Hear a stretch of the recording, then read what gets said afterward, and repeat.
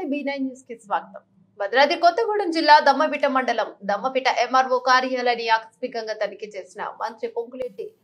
కార్డులు పరిశీలించి కార్యాలయం ద్వారా ప్రజలకు అందుతున్న సేవల గురించి ఇన్ఛార్జ్ MROని అడిగి తెలుసుకున్న మంత్రి రికార్డుల్లో పొందుపరిచిన వివరాలను చూసి నేరుగా బాధితులకు అందుతున్న సేవల గురించి ఫోన్ ద్వారా తెలుసుకున్న మంత్రి